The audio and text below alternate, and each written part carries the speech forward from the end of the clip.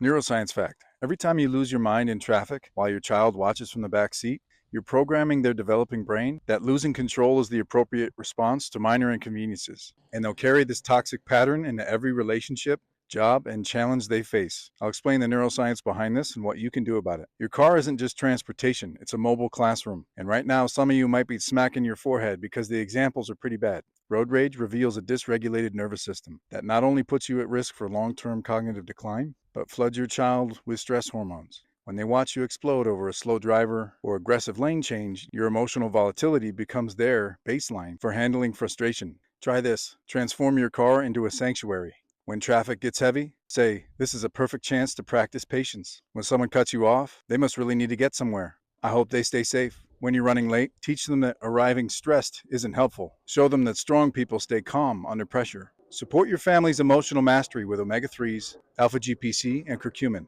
Let's build better brains. Neuroscience fact. Screens aren't evil, but when you hand your child an iPad the first thing in the morning to buy yourself 20 minutes of peace, you're overdoing it for the developing brain and making transitions for the rest of the day feel like you're dragging them through quicksand. I'll explain the neuroscience behind this and what you can do about it. Morning screens flood your child's brain with dopamine, which is the opposite of your brain's natural gradual wake up.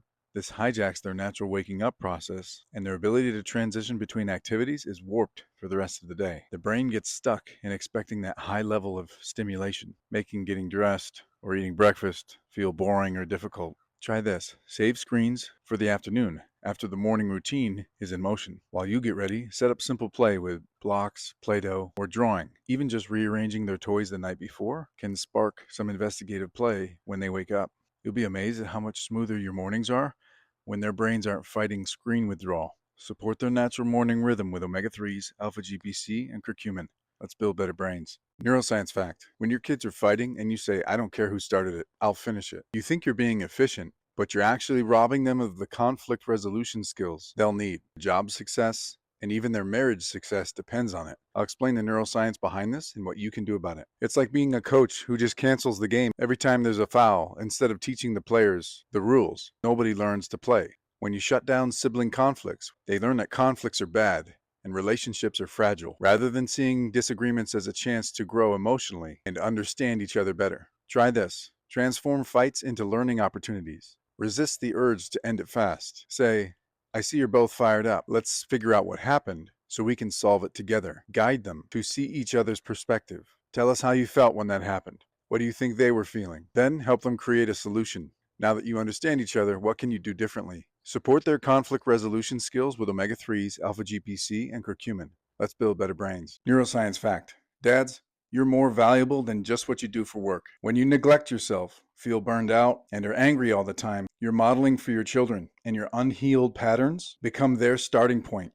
I'll explain the neuroscience behind this and what you can do about it. You're not tired. You're tired of not living. And that exhaustion shows up as the version of you that argues with your wife and yells at your kids. When you operate from depletion, your prefrontal cortex, responsible for patience, emotional regulation, and wise decision making, shuts down. Your children's mirror neurons are copying not just your actions, but your internal state. Your ceiling becomes their floor. Try this. Choose what actually serves you and your vitality. Take a walk after dinner instead of collapsing in front of the TV. Bring your kids so they see you prioritizing movement and connection. Do a Saturday morning workout instead of turning the sports on right away. Have one less drink before bed and journal through your fears and limitations instead. Your children need a regulated father more than they need a perfect provider. And every choice you make to care for yourself is actually caring for them. Support your journey towards freedom with omega-3s, alpha-GPC, and curcumin. Let's build better brains. Neuroscience fact. These 3 daily check-ins will rewire your kid's developing nervous system and set the foundation for lifelong confidence and emotional stability. But most parents skip them because they think they don't matter. I'll explain the neuroscience behind this and what you can do about it. Your child's sense of self and emotional regulation patterns in their prefrontal cortex are being wired through your daily interactions. When you consistently check these 3 areas, you're building neural pathways for security, self-worth, and resilience that will serve them for decades. Try this. Every day, ask yourself, 1. Am I loving my child as they are? All their light and all their darkness, or only the parts that feel comfortable to me? 2. Is my child carrying the weight of my unprocessed bad habits or generational wounds? Are they working to make the relationship function? 3. Am I allowing my child to express their full range of emotions? Or do my own triggers shut that down? These aren't just parenting questions, these are nervous system programmers. Support your ability to show up for these daily check-ins with omega-3s, alpha-GPC, and curcumin. Let's build better brains.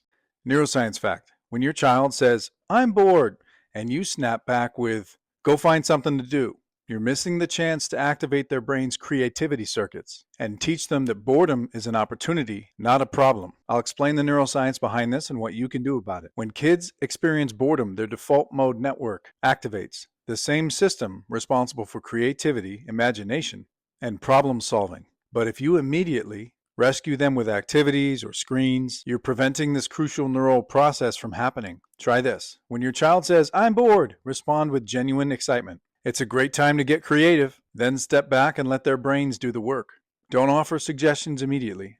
Let them sit with the discomfort of having to generate their own ideas. You can add a, "I wonder what your brain will come up with," or "Your brain is about to surprise you." When they come up with something, celebrate their creativity to reinforce the process. Support their developing creativity with omega-3s, alpha-GPC, and curcumin. Let's build better brains. Neuroscience fact: every time you say, "I'm proud of you" to your child, you're building the same dependency in their brain as a sugar addiction. Most well-meaning parents are accidentally training their child's developing brain to need external praise, and so they struggle without constant validation. I'll explain the neuroscience behind this and what you can do about it. You may think, "I'm proud of you" is better than "good job," but to a developing brain, it's more of just the same. Here's the problem. External praise activates reward centers, making children dependent on others for self-worth. They become little approval junkies. The good news is you can reset this. Try these age-based approaches. For 2 to 3-year-olds, keep it simple. "You did it," or "Look what you made." For 5 to 8-year-olds, ask questions. "How do you feel about your drawing?" Or "What was your favorite part about building that?" For 10-year-olds plus, get deeper. "What was challenging about that project?" Or "What did you learn about yourself while doing this?" You're teaching them to check with their own internal systems before looking to others. Support their developing self-awareness with omega-3s, alpha-GPC, and curcumin. Let's build better brains.